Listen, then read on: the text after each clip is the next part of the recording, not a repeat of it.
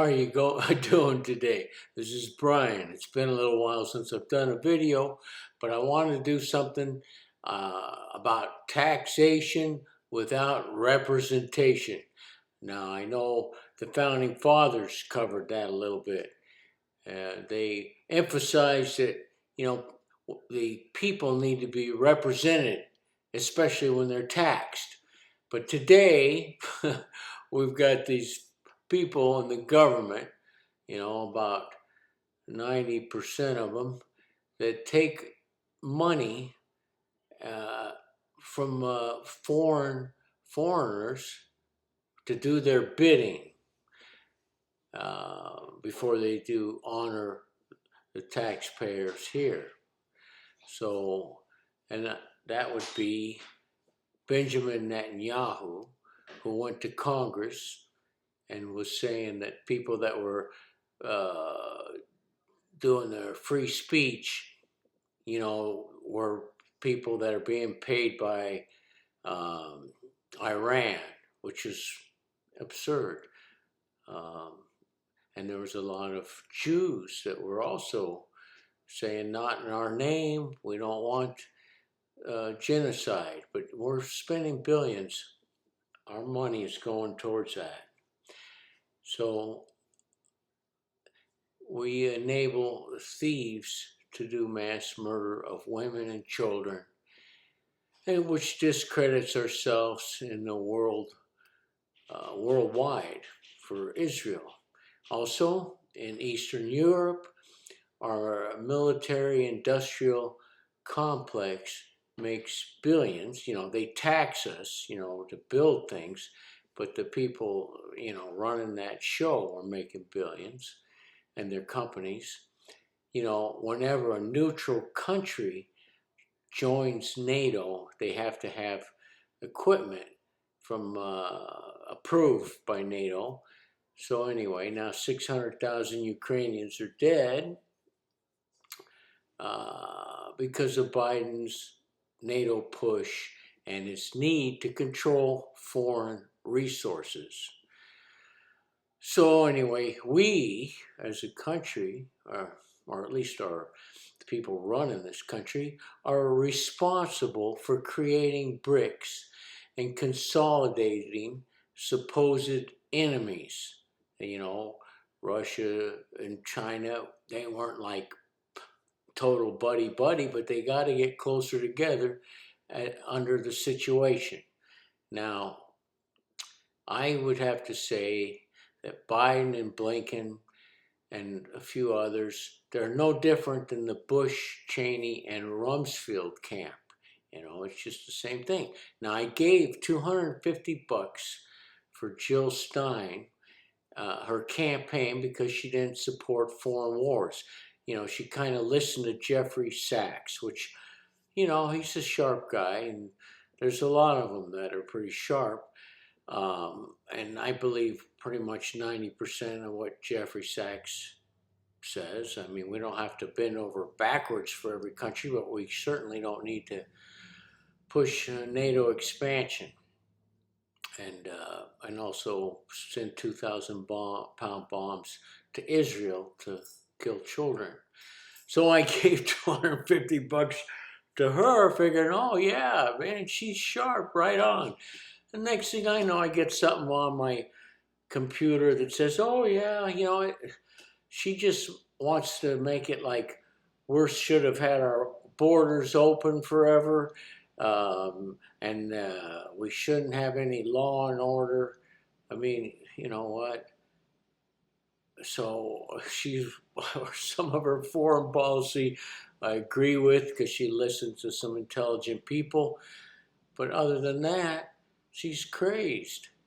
Our hospitals, our schools, all our services, and our tax money to support illegal aliens. And then, if you are a citizen or have a green card and have been in this country for 30, 40 years and pay taxes, and if you're in between jobs and then you got to go to the doctor, go to the ER, and maybe you have to spend $7,000 or $8,000. But then if you're an illegal alien and just you can get special treatment. Just sign up. So that's not good, especially with all the criminals and just time and time again. Hear about rapes of 13-year-olds and murders, people that have been sent back and come back. It's ridiculous. So now, since Jill Stein is so out to lunch on everything except the foreign policy, it's like who can I vote for? I'll probably have to vote for Trump, and he's just as bad almost, other than he's going to hopefully get the border closed up. I mean, we're a sovereign nation, and we can't just let in criminals and terrorists, even though sometimes we help create terrorism. And I don't even know if I want to go into that. So, and then when we look at our own country, because she says, you know, the police are too heavy-handed, you know, Jill did, but 93% of the blacks murdered are murdered by other blacks. So, and then handouts for vote dependency hasn't worked for 6 decades, and we could thank President Johnson. But he cut back on the good programs like Head Start, you know, to support the Vietnam War, just what we needed, you know. So, as far as the environment go, you know, one of the first things I would do is, you know, all the tiny bottles of water you go to get at the store, well, I would tax the hell out of that, and I'd pretty much eliminate it until everybody goes in to fill up, you know, their 3 to 5 gallon bottles that are used over and over again. That would get rid of a lot of the single-use plastic, and I'd have systems, and we'd promote ways to use far less single-use plastic. I mean, you could go in and fill up your ketchup, and that'd give kids a chance to work to operate the equipment that would fill up your ketchup bottles and things, and other disposable plastic that we have. And then we don't even use CO2 as a resource, carbon dioxide. Everybody's complaining about carbon dioxide. And carbon dioxide has been used by plants for millions and billions of years. And, you know, if we were able to get the amplified photosynthesis and use something similar to the Kelvin cycle that plants use to produce cellulose, we might be able to grow wooden molds instead of cutting down the trees and making kindling wood forests, because every time you cut them down, you get skinny little broomsticks racing for the sun. You know, when in the 1800s, there was Coos Bay, there was 5 and 6 foot diameter trees that would be cutting down so we could make ships. Even some of the hickory back east was 4 and 5 foot in diameter. I mean, all the big forests that are harder to burn are, you know, being cut down. And we have to have lumber and stuff. But, you know, Harry Merlo in the 70s made chipboard and things. He came up with solutions. And so that's great. We need more people like that to come up with solutions. So anyway, we don't use CO2 as a resource. So we don't have 200 or 300 mile per gallon cars. You can make very lightweight cars that are low to the ground with negative lift, and you know, there could be some vehicles for local use that are, you know, up to 40 miles an hour, and then other stuff that can go up to 65 miles an hour. We don't have to have a 2,500 pound car to get 25 pounds of groceries. It's not energy efficient. And so we got sometimes, and then we got, you know, everybody talks about fake news. Well, we also have some people that are fake environmentalists. Al Gore was getting kickbacks, so this company that had a lot of equipment could knock down trees and then burn them for energy. I mean, already we got beanpole little trees racing for sunlight that are like kindling wood. Why would you want to knock down more of them? Because it's they call it renewable. So I don't know who gave them money to do that until finally, oh man, somebody looked in and says, "You can't, what are we doing here?" And they put a stop to it. So uh, woodlands are decimated enough. So anyway, I think hopefully we do better. Trump, he's got a son-in-law that was saying, "Oh, let's make some of the beaches in Gaza into hotels and stuff." You know what? He's just as ridiculous. And I thought Tulsi Gabbard, she said, "Oh, we don't want a lot of regime change wars." I mean, ever since Vietnam, including Vietnam. What, were the Vietnamese in New York City hiding behind dumpsters shooting people? No. I mean, maybe we shouldn't have gone over them. Maybe we should have built a couple bicycle factories and says, "You guys figure it out." And if Russia or China went in, they would eventually say, "Oh God, Russia and China are assholes. They look what they did." But we like this Americans. They built a couple bicycle factories. So, and Ho Chi Minh in 1946 was talking about life, liberty, and the pursuit of happiness because he knew we broke away from England, and he says he didn't want France, pinning him down. So maybe Truman should have listened a little closer to that one. But of course, Europe was more important. Now, Christians and sometimes have killed Muslims in the Bosnian thing. But you know what? I don't think anybody should kill anybody. I mean, my God, back in the 1500s or 1600s, Poland saved Vienna, from the expansion of the Ottoman Empire. Right? Nobody's completely, innocent. And we got to work from this point forward to respect each other and not increase war. I know if we had Russian missiles on the border of Mexico and Canada, just like when the Cuban Missile Crisis, we wouldn't put up with it. Well, Gorbachev said, we don't want NATO to go 1 inch to the east, and nobody's listened. And we got plenty of NATO countries because every time we get a new one, we get more money so we can build more arms. And yet, we do a crap job. Back in the 70s, the Navy was building a Mark 12 mask for the divers, a head mask.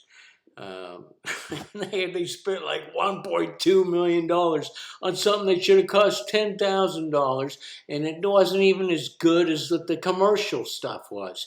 The commercial had the demand regulator, and this was just something that wasn't much better than a Mark V, other than less respiratory dead air space. So that was a waste of money. And then Northrop Grumman in the 90s built the Advanced Seal Delivery System, spent millions of dollars, and then the lithium batteries catch on fire. Waste of taxpayers' money. And so the efficiency of what we do. And then I remember when I was on the submarines and the guy's throwing some stuff into the water, float testing some electronic equipment. I said, "What are you doing? That costs tens of thousands of dollars." "Oh, if we don't throw it away, we won't get the money for next year." What a waste. No wonder that Russia can build more equipment faster now that they've been pushed into that position than we can for 10 times as much money. I mean, my God, they were just like, waste, fraud, and abuse of taxpayers' money just so people can get rich to make more weapons, and they're not even that good at making good weapons. They make ridiculous stuff that doesn't even work, and then we have to pay for it. And I think we already know a hypersonic missile could make a bad situation for an aircraft carrier. And a little diesel boat on its battery could fire torpedoes into an aircraft carrier. So instead of spending so much on weaponry, why don't we just do a little more with diplomacy?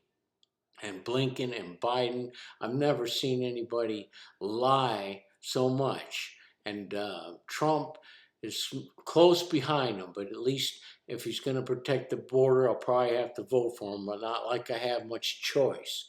Not a lot of good choices because Jill's saying, "Oh, we don't need law. We got to give everything to everybody." Well, let her take 10 people from illegal immigrants into her home, and then we'll see how much she likes it.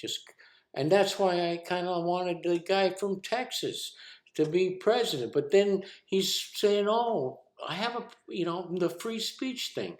Well, don't get down on the kids in college.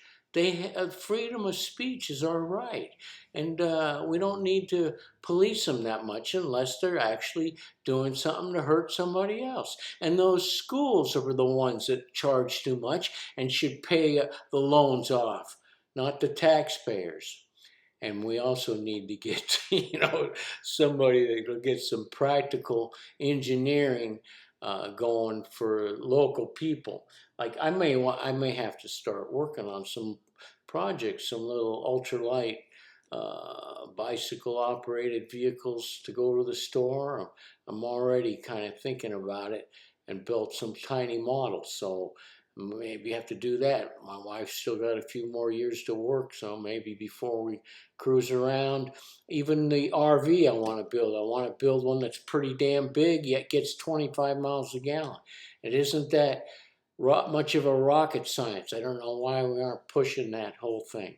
Anyway, let's hope for the best. And I don't understand why everybody's so bought and sold in the Congress. I mean, we got Massey, Kucinich, Rand Paul. There's some decent people, but boy, they're far and few between. Well, have a great day. Talk to you later. Bye.